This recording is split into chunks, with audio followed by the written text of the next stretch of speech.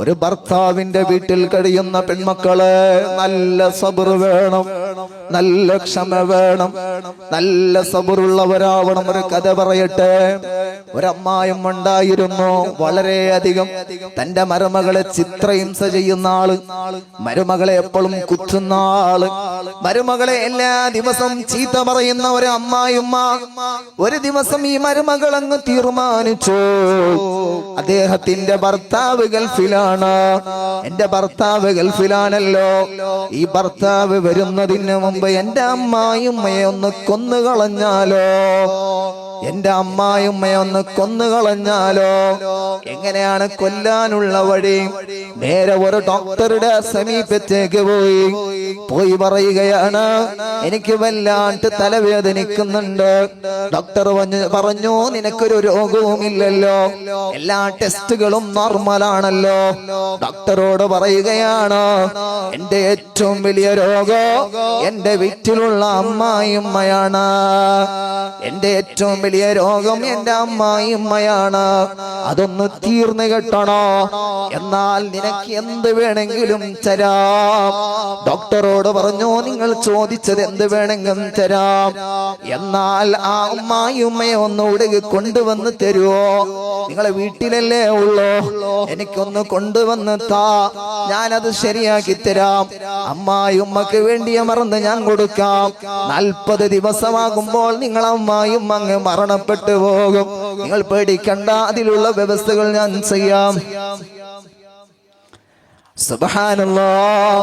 നേരെ അങ്ങ് ഡോക്ടർ ഈ പെണ്ണങ്ങ് വീട്ടിലേക്ക് പോയി. പിറ്റേന്ന് അമ്മായിമ്മയോട് ചോദിക്കുകയാണ്, സമയമുണ്ടോ? എന്തോ ഒരു ക്ഷീണം കാണുന്നുണ്ടല്ലോ മുഖത്ത്. അമ്മായിമ്മ പറഞ്ഞു, എന്തേടി ഇണ്ട് നിന്റെ മുസുണ്ട് നോക്കുമ്പോ എനിക്ക് എങ്ങനെ കണ്ട്. അങ്ങനെ തുടങ്ങി അമ്മായിമ്മ തുടങ്ങി ചീത്ത വിളിക്കാൻ, ചുമക്കാൻ തുടങ്ങി അമ്മായിമ്മ. ഈ ഉമ്മാന്റെ മനസ്സിലങ്ങ്, ഈ പെണ്ണിന്റെ മനസ്സിൽ പിന്നെയും തോന്നുകയാണ്, ഇവനെ എങ്ങനെയെങ്കിലും ഹോസ്പിറ്റലിൽ എത്തിക്കണമല്ലോ, ഈ തല്ലയെ എങ്ങനെയൊന്ന് കൊന്നുകളയണമല്ലോ. സുബ്ഹാനല്ലാഹ്. പിറ്റേ ദിവസം കേൾക്കുകയാണ്, അമ്മായിമ്മ, അല്ല നിങ്ങളെ മുഖത്തിൽ എന്തോ ഒരു വിഷമം പോലെ, എന്തോ കഴിയാത്തത് പോലെ. അങ്ങനെ 2-3 വട്ടം സീക്കുണ്ട്, നിങ്ങൾക്ക് സീക്കുണ്ട്. ഉമ്മയോട് കയറി സംസാരിച്ചുകൂടാ. നിങ്ങളെ പ്രസവിക്കുന്ന സമയത്തോ ഒരുപാട് വേദന സഹിച്ചവരാണ് അവർ, ഒരുപാട് നൊമ്പരങ്ങൾ സഹിച്ചവരാണ് അവര്. ഉമ്മയുടെ വില മനസ്സിലാകണോ? ആ ഉമ്മയങ്ങ് മരണപ്പെട്ടു പോകണോ? അതുകൊണ്ട് ഉമ്മമാരെ, നിങ്ങളെ മക്കള് നല്ല മക്കളാകണോ, നിങ്ങളെ മക്കൾക്ക് നല്ല ഇൽമ കിട്ടണോ, നിങ്ങളെ മക്കള് നല്ല സാലിഹ്യങ്ങളാകണോ, അതിനൊരൊറ്റ ഒരു വഴിയേ ഉള്ളൂ. സുബ്ഹി നിസ്കാരത്തിന് അല്പം മുമ്പൊന്ന് എഴുന്നേറ്റണോ, തഹജ്ജുദ് നിസ്കരിക്കണോ, എന്നിട്ട് 2 കൈയങ്ങ് ഉയർത്ത് നിങ്ങളെ മക്കൾക്കൊന്ന് ദുആ ചെയ്തുകൂടെ? എങ്ങനെയുള്ള ഉമ്മയാണെങ്കിലോ, മകൻ മുസ്ലിമാണ്, ഉമ്മ മുസ്ലിമത്തല്ല, അല്ലെങ്കിൽ മുസ്ലിം അല്ലാത്ത വേറെ ധർമ്മത്തിൽപ്പെട്ട ആളാണ്, എന്നാലും ആ ഉമ്മയുടെ ദുആക്ക് ഇജാബത്തുണ്ട്. ഓ എന്റെ യുവാക്കളെ, ഒരൊറ്റ ഒരു സമയത്ത് പോലും ഉമ്മയുടെ മനസ്സ് വേദനിപ്പിച്ചുകൂടാ. നീ വരാതെ നിന്റെ ഉമ്മ ഉറങ്ങൂലടാ, നീ വരാതെ നിന്റെ ഉമ്മാക്ക് ഭക്ഷണം വേണ്ടടാ, നീ വരാതെ നിന്റെ ഉമ്മാന്റെ മനസ്സ് പെടക്കുകയാണടാ, നീ വരാതെ നിന്റെ ഉമ്മാന്റെ കൽബ് പടഞ്ഞുകൊണ്ടിരിക്കുകയാണടാ. കാരണം നിന്റെ നൊന്തുപെട്ട ഉമ്മയാണതാ.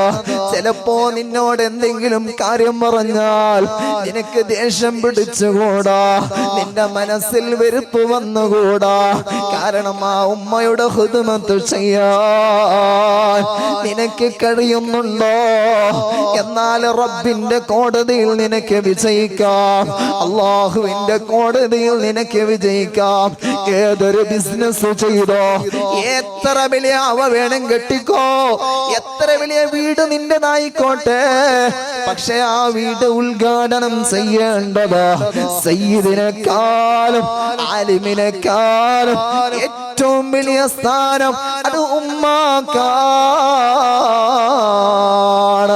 ഉമ്മയില്ലാത്ത ഒരു ജീവിതമില്ല. യുവാക്കളെ, ഇനി മുതലെങ്കിലും ഒന്ന് ചിന്തിച്ചുകൂടെ? 10 മണിക്ക് മുമ്പ് എന്റെ വീട്ടിലെത്തോ, എനിക്ക് വേണ്ടി കാത്തു നിൽക്കുന്ന ഒരു ജീവനുണ്ട്, അതാണ് എന്റെ ഉമ്മ. എനിക്ക് വേണ്ടി കാത്തു നിൽക്കുന്ന ഒരു ജീവനുണ്ട്, അതാണ് എന്റെ ഉമ്മ. ചെറിയ വേദന വന്നാൽ നിങ്ങളെ ഉമ്മയല്ലേ നിങ്ങൾ അടുത്തേക്ക് ഓടിച്ചെല്ലുന്നത്. ആ ഉമ്മയെ നല്ലോണം സ്നേഹിക്കണോ. ഉമ്മയെയും ബാപ്പയെയും സ്നേഹിച്ചാൽ കിട്ടുന്നത് എന്താണ്? നിനക്ക് സമ്പത്ത് വേണോ? അല്ലാഹു സമ്പത്ത് തരുമട്ടോ. നിനക്ക് വീട്ടില് ബർക്കത്ത് വേണോ? ധാരാളം ബർക്കത്ത് നിന്റെ വീട്ടില് വരുവട്ടോ.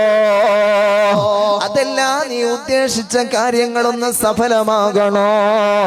അതെല്ലാം സഫലീകരിക്കാൻ ആ ഉമ്മയുടെയും ബാപ്പയുടെയും ദുആ വേണോ? ബാപ്പ കാണുമ്പോൾ ചിരിക്കുന്ന ആളല്ല, പക്ഷേ ഒരു പെൺകുഞ്ഞിനെ ആ ബാപ്പ കല്യാണം കഴിച്ചോ ഒരു ഭർത്താവിന്റെ കയ്യിലേക്ക് ഏൽപ്പിക്കുമ്പോ അന്നത്തെ രാത്രി ബാപ്പ ഉറങ്ങാറില്ല. പാപ്പാക്ക് ഉറക്കം വരുന്നില്ല. വളരെയധികം പെൺമക്കളങ്ങ് സൂക്ഷിക്കണം, വളരെയധികം പെൺമക്കളങ്ങ് സൂക്ഷിക്കണം. കാരണം പാപ്പയും അത് നിങ്ങളെ വലിയ സ്വത്തുക്കളാണ്. പപ്പാന്റെ മനസ്സ് എന്റെ 18 വയസ്സ് വരെ എന്റെ കുഞ്ഞിനെ ഞാൻ പോറ്റി വളർത്തിയല്ലോ, കേട്ടതെല്ലാം ഞാൻ കൊടുത്തുവല്ലോ, എന്റെ വീട്ടിൽ സ്വതന്ത്രമായി നടന്നുവല്ലോ. ഇനരക്ക് എന്റെ കുഞ്ഞിന് ആരെങ്കിലും എന്തെങ്കിലും ചെയ്യുവോ? നിക്കാഹങ്ങ് ചെയ്തതിന്റെ ശേഷം ആ ബാപ്പ ഒന്ന് കൈപിടിച്ചങ്ങ് ഏൽപ്പിക്കുമ്പോ ബാപ്പങ്ങ് പൊട്ടിക്കറയുകയാണ്. മനസ്സറിഞ്ഞിട്ടുള്ള കരച്ചിലുകളാണ്. അല്ലെങ്കിൽ ബാപ്പ മരണപ്പെട്ടിട്ടുണ്ടെങ്കിലോ ആ കുടുംബത്തിലുള്ളവർ കരയുന്നത് എന്തിനാണ്? 4 ബണ്ടാലല്ലേ, പിന്നെ എന്തെങ്കിലും ഉൾപ്പിട്ടേ അതിനുണ്ടാവും ചിലർ സമാധാനാക്കട സ്റ്റൈൽ. എന്തൊക്കെ ബബിൾ പിട്ടേ 4 ബണ്ടാല്. പിന്നീട് നിന്റെ ബന്ധം അങ്ങ് തീർന്നുപോയി. പിന്നെ നീ മരിച്ചെങ്കിൽ പോലും ആ മരിച്ചതിന് വേണ്ടി മറുപടി പറയാൻ ആ മരിച്ച മയ്യത്ത് കാണാൻ നിന്റെ ഭർത്താവിന്റെ സമ്മതം വേണോ? ഭർത്താവിന്റെ സമ്മതമില്ലാതെ നിന്റെ മയ്യത്ത് കാണാൻ കഴിയൂല. അതാണ് ബാപ്പ. ഒരു ഭർത്താവിന്റെ വീട്ടിൽ കഴിയുന്ന പെൺമക്കളെ നല്ല സബർ വേണം, നല്ല ക്ഷമ വേണം, നല്ല സബറുള്ളവരാവണം. ഒരു കഥ പറയട്ടെ. ഒരമ്മായും ഉണ്ടായിരുന്നു, വളരെയധികം തന്റെ മരുമകളെ ചിത്രഹിംസ ചെയ്യുന്ന ആള്, മരുമകളെ എപ്പോഴും കുത്തുന്ന ആള്, മരുമകളെ എല്ലാ ദിവസവും ചീത്ത പറയുന്ന ഒരു അമ്മായിമ്മ. ഒരു ദിവസം ഈ മരുമകൾ അങ്ങ് തീരുമാനിച്ചു, അദ്ദേഹത്തിന്റെ ഭർത്താവ് ഗൾഫിലാണ്, എന്റെ ഭർത്താവ് ഗൾഫിലാണല്ലോ, ഈ ഭർത്താവ് വരുന്നതിന് മുമ്പ് എന്റെ അമ്മായിമ്മയെ ഒന്ന് കൊന്നുകളഞ്ഞാലോ, എന്റെ അമ്മായിമ്മയെ ഒന്ന് കൊന്നുകളഞ്ഞാലോ. എങ്ങനെയാണ് കൊല്ലാനുള്ള വഴി? നേരെ ഒരു ഡോക്ടറുടെ സമീപത്തേക്ക് പോയി പറയുകയാണ്, എനിക്ക് വല്ലാണ്ട് തലവേദനിക്കുന്നുണ്ട്. ഡോക്ടർ പറഞ്ഞു, നിനക്കൊരു രോഗവുമില്ലല്ലോ, എല്ലാ ടെസ്റ്റുകളും നോർമലാണല്ലോ. ഡോക്ടറോട് പറയുകയാണ്, എന്റെ ഏറ്റവും വലിയ രോഗം എന്റെ വീട്ടിലുള്ള അമ്മായിമ്മയാണ്, എന്റെ ഏറ്റവും വലിയ രോഗം എന്റെ അമ്മായിമ്മയാണ്, അതൊന്ന് തീർന്നു കിട്ടണോ? എന്നാൽ നിനക്ക് എന്ത് വേണമെങ്കിലും തരാം. ഡോക്ടറോട് പറഞ്ഞു, നിങ്ങൾ ചോദിച്ചത് എന്ത് വേണമെങ്കിലും തരാം, എന്നാൽ ആ അമ്മായിമ്മയെ ഒന്നുകൂടെ കൊണ്ടുവന്ന് തരുവോ? നിങ്ങളെ വീട്ടിലല്ലേ ഉള്ളോ, എനിക്കൊന്ന് കൊണ്ടുവന്ന് താ, ഞാനത് ശരിയാക്കി തരാം. അമ്മായിമ്മക്ക് വേണ്ടിയ മറന്ന് ഞാൻ കൊടുക്കാം. 40 ദിവസമാകുമ്പോൾ നിങ്ങൾ അമ്മായിമ്മ അങ്ങ് മരണപ്പെട്ടു പോകും. നിങ്ങൾ പേടിക്കണ്ട, അതിലുള്ള വ്യവസ്ഥകൾ ഞാൻ ചെയ്യാം.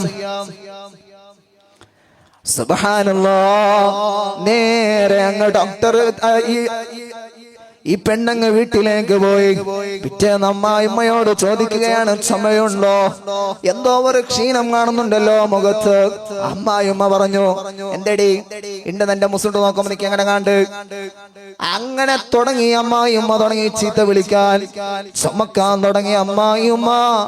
ഈ ഉമ്മാന്റെ മനസ്സിലങ്ങ് ഈ പെണ്ണിന്റെ മനസ്സിൽ പിന്നെയും തോന്നുകയാണ്, ഇവനെ എങ്ങനെയെങ്കിലും ഹോസ്പിറ്റലിൽ എത്തിക്കണമല്ലോ, ഈ തല്ലയെ എങ്ങനെയൊന്ന് കൊന്നുകളയണമല്ലോ.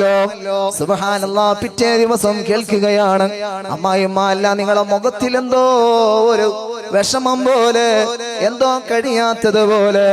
അങ്ങനെ മൂന്ന് പട്ട സീക്കുണ്ട് ചെന്നെങ്കിൽ നമുക്ക് സീക്കുണ്ട്, അങ്ങനെ ഉണ്ട്. എന്ത് മുഖത്തിൽ എന്തോ തീരാത്ത പോലെ നമുക്ക് പാണ്ട് കൈക്കാൽ നൊമ്പള ബച്ചിടെ മേൽക്കൈ നൊമ്പള അങ്ങനെ അവിടെ ഇങ്ങനെ അവിടെ തെല്ലാപ്പുറ പോയിട്ടാകുമ്പോ ഒക്കാണ്ട് അങ്ങനെ അവിടെയാണ്.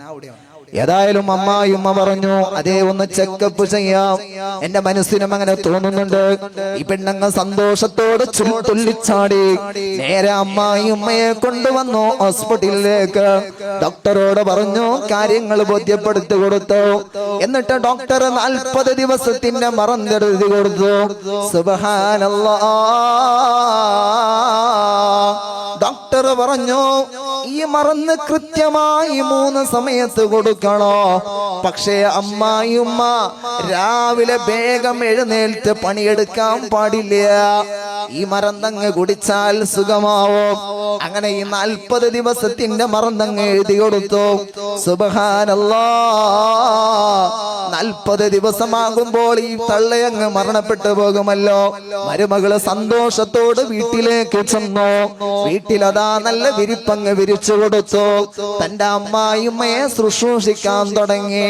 രാവിലെ 9 മണി വരെ കിടന്നുറങ്ങിയ മരുമകൾ അന്ന് രാവിലെ 6 മണിക്കങ്ങ് എഴുന്നേൽക്കുകയാണ്. അതേ, തന്റെ അമ്മായിമ്മക്ക് വേണ്ടി ഭക്ഷണങ്ങൾ ഉണ്ടാക്കി കൊടുക്കുകയാണ്. ഏകദേശം 40 ദിവസം കഴിയുമ്പോ ഈ മങ്ങ് മരണപ്പെട്ടു പോകുമല്ലോ. ആ സന്തോഷത്തോടെ ഭക്ഷണങ്ങൾ ഉണ്ടാക്കി കൊടുക്കുന്നുണ്ട്. അമ്മായിമ്മ ഉറക്കിലിരുന്നേക്കുമ്പോ നേരെ കൊണ്ടുപോയി ഭക്ഷണങ്ങൾ വെക്കുന്നുണ്ട്. വേണ്ടിയ എല്ലാ ശുശ്രൂഷം ചെയ്യാൻ വേണ്ടിയുള്ള ഔഷധങ്ങൾ വെക്കുന്നുണ്ട്. അമ്മായിമ്മക്ക് വളരെ സന്തോഷമുണ്ട്. ഉച്ചക്കും കൊടുക്കുന്നുണ്ട്, അസ്ര സമയത്ത് കൊടുക്കുന്നുണ്ട്. 2 ദിവസമായി. 3-ാമത്തെ ദിവസമാകുമ്പോ സുബ്ഹാനല്ലാഹ്, അവിടുന്ന് ഒരു വിളിയാളം കേൾക്കുകയാണ്, മോളെ നീ എഴുന്നേൽക്കില്ലേ? ഇന്ന് വരെ വിളിക്കാത്ത അമ്മായിമ്മ വിളിക്കുകയാണ്, മോളെ ഒന്ന് എഴുന്നേൽക്കില്ലേ? അപ്പോഴാണ് ഈ പെണ്ണിന്റെ മനസ്സങ്ങ് പെടക്കുന്നത്. ഓ, എന്നെ ഇപ്പൊ മോള് വിളിക്കാൻ മനസ്സ് തോന്നിയില്ലേ? ഇനൊരു 33 ദിവസമല്ലേ, നീ അന്ന് തീർന്നു കിട്ടൂലേ? അങ്ങനെ 7 ദിവസങ്ങൾ കഴിയുകയാണ്. 7-ാമത്തെ ദിവസം ഈ മരുമകളങ്ങ് ഉറങ്ങിപ്പോയി. 9 മണി വരെ ഈ മരുമകളങ്ങ് ഉറങ്ങിപ്പോയി. അമ്മായിമ്മ വേഗം എഴുന്നേറ്റു. എന്നിട്ട് നല്ല ഭക്ഷണങ്ങൾ ഉണ്ടാക്കി മരുമകളെ മുമ്പിൽ വെച്ചു കൊടുത്തു. എന്നിട്ട് പറഞ്ഞു, മോളെ വളരെ ക്ഷീണിതനായി ഞാൻ നിന്നെ കണ്ടു, അതുകൊണ്ടാണ് ഞാൻ നിന്നെ ഉണർത്താത്തത്. എന്റെ മകളങ്ങ് ഭക്ഷണം കഴിച്ചോ? ഇതങ്ങ് പറയുമ്പോ ഇവരുടെ മനസ്സങ്ങ് തളറുകയാണ്. 7 ദിവസങ്ങൾ കഴിഞ്ഞു, 10 ദിവസങ്ങളായി, ദിവസം 20ആയി. 20-ാമത്തെ ദിവസം വളരെയധികം മാറ്റം കാണുന്നുണ്ട്. മോളെ വിട്ട് അമ്മായിമ്മക്ക് ജീവിക്കാൻ കഴിയുന്നില്ല. അമ്മായിമ്മയെ വിട്ട് മകൾക്ക് ജീവിക്കാൻ കഴിയുന്നില്ല. മരുമകളും മോളും അതുപോലെ തന്നെ അമ്മായിമ്മയും വളരെ അറ്റാച്ച്മെന്റ് ആണ്. ഇപ്പോൾ 21-ാമത്തെ ദിവസം ഓടിച്ചെല്ലുന്നു. ഡോക്ടർ അടുത്തേക്ക് ഓടുകയാണ്. ഡോക്ടറെ മറന്ന് നിർത്തിക്കോട്ടെ, എന്റെ അമ്മായിമ്മ ഇല്ലാതെ എനിക്ക് ജീവിക്കാൻ പറ്റൂല, മറന്നൊന്ന് നിർത്തിക്കോട്ടെ. എങ്ങനെങ്കിലും എന്റെ അമ്മായിമ്മ എനിക്ക് തിരിച്ചു വേണം. ഭർത്താവില്ലെങ്കിലും ഞാൻ ജീവിക്കാം, പക്ഷേ ഭർത്താവിന്റെ ഉമ്മയില്ലാതെ എനിക്ക് ജീവിക്കാൻ കഴിയില്ല. സുബ്ഹാനല്ലാഹ്. ഡോക്ടർ പറഞ്ഞു ഇപ്പൊ ചിന്തിച്ചിട്ട് കാര്യമില്ല, അന്ന് തന്നെ ചിന്തിക്കണമായിരുന്നു. ഇപ്പൊ ചിന്തിച്ചിട്ട് എന്താണ് കാര്യമുള്ളത്? അന്ന് തന്നെ ചിന്തിച്ചാൽ നന്നായിരുന്നു.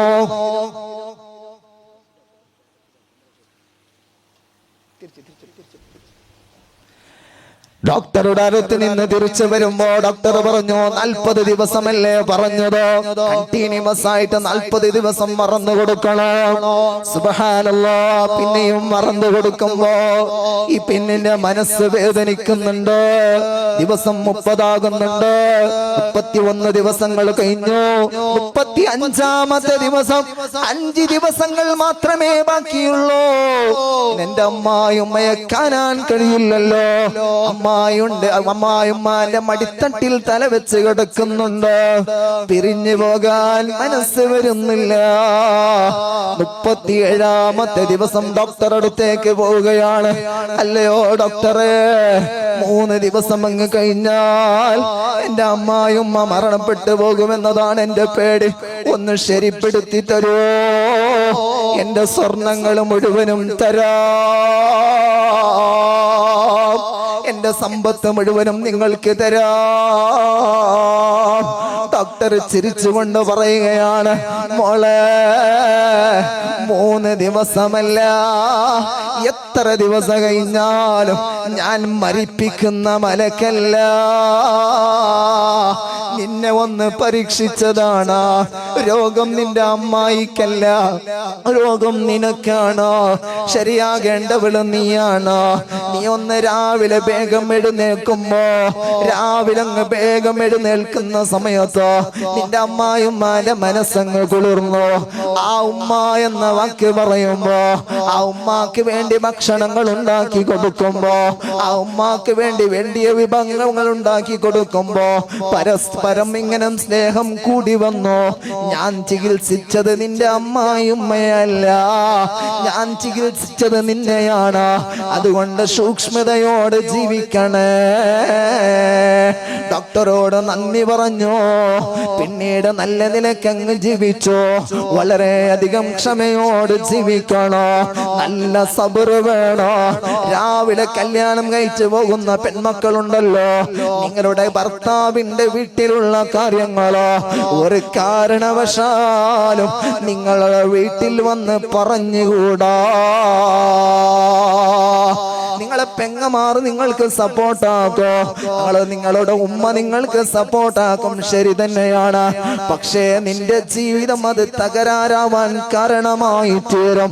അതുകൊണ്ട് എല്ലാം അവിടെയുണ്ടായ കാര്യങ്ങൾ മുഴുവനും ഇവിടെ വന്ന് പറഞ്ഞുകൂടാ.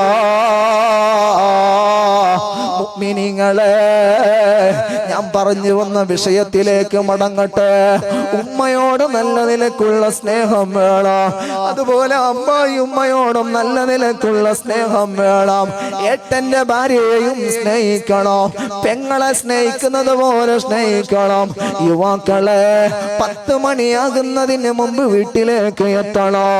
എല്ലാ കാര്യങ്ങളും ഒരു സൈഡിൽ മാറി വെക്കണോ. നല്ല നിലയ്ക്ക് മക്കളെ സ്നേഹിക്കണോ. മക്കൾക്ക് നല്ല ഭക്ഷണങ്ങൾ ഉണ്ടാക്കി കൊടുക്കുന്നത് പോലെ നല്ല സിസ്റ്റം അങ്ങ് പഠിപ്പിച്ചു കൊടുക്കണോ. ഇപ്പൊ ബലിയങ്ങളെ കണ്ടെങ്കിൽ ബഹുമാനം ഇല്ലേ ഇല്ല. മുന്നത്തെ കാലത്ത് ഒരു വയസ്സായ ഉപ്പാപ്പ വരുന്നുണ്ടെങ്കിൽ എല്ലാരും എഴുന്നേറ്റ് നിൽക്കും. ഉമ്മാമ പണ്ടെങ്കിൽ അച്ചുമ്മ വന്നേ എഞ്ചു നിൽക്കും. ഇന്ന് അങ്ങനല്ലല്ലോ. വയസ്സാപ്പ ഉപ്പാപ്പ ബർട്ട്, അയാള് ബൂളട്ട്, അയാൾ ഉത്താക്കട ആളില്ല. ബൈക്കിലൊരുത്തി പാലക്കാർത്തി പോകുന്നെങ്കിൽ എല്ലാരും പോയി എത്തും. എന്താ എന്താ എന്താ എന്താ എന്താ എന്താ അപ്പുറത്ത് മൂന്ന് ഇനർത്ത മൂന്നറ അവിടെ നോക്കടെ കത്തിയില്ല. പോട്ടെ, ഞാൻ പറഞ്ഞു വന്നത് ബഹുമാനം ഞങ്ങൾ വീട്ടിൽ നിന്ന് പറഞ്ഞു കൊടുക്കണം. ചെറിയ മക്കൾക്ക് വീട്ടിൽ ഉമ്മമാര് പാഠങ്ങൾ പഠിപ്പിച്ചു കൊടുക്കണം. നല്ല നിലക്കുള്ള പാഠങ്ങൾ വീട്ടിൽ നിന്ന് തന്നെ പറഞ്ഞു കൊടുക്കണം. ഉമ്മമാരുടെ ജീവിതം കണ്ട് മക്കള് പഠിക്കണം. ഈ പറച്ചലുള്ള പഠിക്കലവിടെ കൊണ്ടുണ്ട് ഔത്തത് ചങ്ങായിമാരോട്ട് സേരിട്ട് പെടക്കായിടേ അല്ല. ചങ്ങായിമാരുടെ സൈഡിട്ട് ബെടക്കായിടല്ല അബ്ബ ഉമ്മ ಗಲಾಟೆಯಾಕಂಬತ್ತಕ್ಕೆ ರೂಮಡ ಉಳ್ಗ ಎತ್ತರ ಬೆನೆ ಅಡ್ಚಲೋರು ಅಂದ್ರೆ ಅರ್ಥ ಗಲಾಟೆಗರು ಉಂಟಲ್ಲ ಬಾಯಿಲಿട്ട് അടിച്ചലോറ് മക്കളെ എതിരിലടിക്കണ്ട സ്വന്തം ഉമ്മയും ബാപ്പയും ഗലാട്ടാക്കിക്കൊണ്ടിരുന്നെങ്കിൽ മക്കള് പഠനത്തിൽ പിന്നോക്കമുണ്ടാകും പഠനത്തിൽ ബാക്ക്വേർഡ് പൂളവുള്ള ചില കാരണങ്ങള് മഹാന്മാർ പടിപ്പാട്ടി തണ്ടാറ് സ്വന്തം ഉമ്മയും ബാപ്പയും സമാധാനമില്ലാത്ത ജീവിതം കുഞ്ഞ് പഠിക്കൂല കുഞ്ഞിന്റെ മനസ്സിൽ അതേ ഉണ്ടാവും റബ്ബേ എന്റെ ഉമ്മ ബാപ്പ ഒന്ന് നല്ല ഐഡിയ മയ്യാവത്ത് ഒരിക്കലും വേണ്ടാത്ത വാക്ക് മക്കളുടെ മുമ്പിൽ യൂസ് ചെയ്യരുത് നീ ഒരിക്കലും നന്നാവൂല എന്നൊരിക്കലും പറയാൻ പാടില്ല ഒരിക്കലും അങ്ങനെ പറയാൻ പാടില്ല അപ്പാർത്ത ഉത്തരവുണ്ട് നോക്കിയിട്ട് പടി ഇപ്പാർത്ത ഉത്തരവുണ്ട് നോക്കിയിട്ട് പടി ചെല്ലാൻ പാടില്ല കാരണം നിന്റെ കുഞ്ഞാണത് നിന്റെ കുഞ്ഞ് നിന്റെ അഭിമാനമാണ് അദ്ദേഹത്തിന് ആ കുഞ്ഞിക്ക് അറിയുന്നത് പഠിച്ചോട്ടെ ആ കുഞ്ഞിക്ക് അറിയുന്ന രൂപത്തിൽ അത് പഠിച്ചോട്ടെ മുഅ്മിനീങ്ങളെ ഈമാനുള്ള ഉമ്മമാരെ ഭർത്താവിനെ നല്ല നിലയ്ക്ക് പരിഗണിക്കണോ നല്ല കെയർ ചെയ്യുന്ന ഭാര്യയാകണോ 9 മണിയായിട്ടും ഭർത്താവ് എത്തിയിട്ടില്ല ഒരു ഫോൺ ചെയ്തെങ്കിലും ചോദിക്കണോ നിങ്ങൾ എവിടെയാണ് എത്ര മണിക്കാണ് എത്തുന്നത് ആ ഒരു സ്നേഹം നിങ്ങളെ ഖൽബിൽ വേണം അതുപോലെ തന്നെ 9 മണിയായി ഡ്യൂട്ടിന്റെ ഭാഗത്താണ് ഭർത്താവ് പോയി നിൽക്കുന്നത് ഒരു 9 മണിയാകുമ്പോ വീണ്ടും ഒരു കോൾ ചെയ്യണോ എന്നിട്ട് ചോദിക്കണം നിങ്ങൾ ഭക്ഷണം കഴിച്ചോ ഉച്ചക്കൊരു കോൾ ചെയ്യണോ നിങ്ങൾ ഭക്ഷണം കഴിച്ചോ അങ്ങനെ നല്ല സ്നേഹബന്ധം വേണോ ഒന്നായി ഇരുന്ന് ഭക്ഷണം കഴിക്കണോ രാത്രി ഭർത്താവ് വന്നതിന്റെ ശേഷം ഒരു സുപ്രയിൽ അങ്ങ് ഇരുന്ന് ഭക്ഷണം കഴിക്കണോ അതില് വലിയ ബർക്കത്താണ് ഇത് മാപ്പിള പെഞ്ഞായി അടുപ്പുകാരൽ തിന്നടെ മാപ്പിള ഡൈനിങ് ടേബിളിൽ തിന്നറെ മക്ക ഔത്തര ജാലിങ്ങനെ വെച്ചിട്ട് തിന്നറെ അങ്ങനെ ആവരുത് അതിലൊരു ബർക്കത്തില്ല ഹബീബായ നബി തങ്ങൾ പറഞ്ഞു നിങ്ങളുടെ സ്നേഹം വർദ്ധിക്കണോ നിങ്ങളെ മാപ്പിളമാർ നല്ല മാപ്പിളമാരാവണോ എന്നാൽ നിങ്ങൾ ഒന്നായി ഭക്ഷണം കഴിക്കണോ എന്നിട്ടോ എന്ന സൂറത്തുണ്ടല്ലോ ആ സൂറത്തങ്ങ് ഓതി ഭക്ഷണത്തിലേക്ക് അങ്ങ് ഊതണോ എന്നാൽ നിന്റെ ഭർത്താവിന് നിന്നോട് നല്ല സ്നേഹമുണ്ടാവും അതുകൊണ്ട് അവസാനമായി ചില കാര്യങ്ങൾ ബോധ്യപ്പെടുത്തട്ടെ കോളേജിലേക്ക് പോകുന്ന പല ടൂറുകൾ നടന്നുകൊണ്ടിരിക്കുന്ന സമയമാണ് പല പെൺമക്കളും ടൂറിലേക്ക് പോകുന്ന ഒരു സംരംഭമാണിപ്പോൾ പല കോളേജ് ടൂറുകൾ നടക്കുന്നുണ്ട് നിന്റെ മകള് വയസ്സെത്തിയിട്ടുണ്ടോ എന്നാൽ ആ ടൂറിന് നീ അനുവദിച്ചുകൂടാ കാരണം ടൂറിലേക്ക് പോകുമ്പോ നീ ഒരു ചെറിയ സ്വാതന്ത്ര്യം മാത്രമാണ് കൊടുക്കുന്നത് നിന്റെ ആ സ്വാതന്ത്ര്യം ഉപയോഗിച്ച പിന്നീടും കേൾക്കോ പിന്നെ ആ പെണ്ണ് നാട് ചുറ്റാൻ തുടങ്ങോ അതുകൊണ്ട് മോളെ അവളോടങ്ങ് പറയണോ സ്കൂൾ ടൂർ നിനക്ക് വേണ്ട നീ ചെറിയ പെണ്ണല്ല ഇപ്പൊ നിനക്ക് വെളിയായിട്ടുണ്ട് നിനക്ക് വയസ്സെത്തിയിട്ടുണ്ട് എല്ലാരും പോകും പോലെ നീ പോകണ്ട ബസ്സിൽ അങ്ങ് ഡാൻസ് ചെയ്യുമ്പോ എല്ലാ മതസ്ഥരും അവിടെ ഉണ്ടാവൂലേ എല്ലാ ആൺമക്കളും അവിടെ ഉണ്ടാവൂലേ ആൺമക്കളുടെ പ്രശ്നമല്ലല്ലോ അത് നിന്റെ പെണ്ണിനെ നീ ഒതുക്കി അങ്ങനെ ഇരുത്തണോ ആൺമക്കള് ടൂറിലേക്ക് പോയാലും എന്ത് പ്രശ്നങ്ങൾ വന്നാലും അതാണാണ് അവനക്കൊരു പ്രശ്നമുണ്ടാകൂല അത് പിന്നീട് ശരിയാകും പെൺമക്കൾ അങ്ങനെയല്ല അതൊരു ഗ്ലാസ് പോലെയാണ് കുപ്പിന്റെ ഗ്ലാസ് പോലെയാണ് വളരെയധികം സൂക്ഷിക്കണം കുപ്പിയുടെ ഗ്ലാസ് അങ്ങ് പൊട്ടിപ്പോയാലോ പിന്നീടേക്കങ്ങ് പ്ലാസ്റ്റർ ഇട്ടു എന്നിട്ട് വെള്ളമൊഴിച്ചു എന്നാലും അവിടെ അങ്ങ് മാനം പോവൂലേ അതിൽ നിന്ന് വെള്ളം അങ്ങ് പോവൂലേ മുഅ്മിനീങ്ങളെ നിങ്ങളെ ഭർത്താവല്ലാതെ മറ്റൊരുത്തനോട് കുഞ്ഞു കൊയഞ്ഞ് സംസാരിച്ചുകൂടാ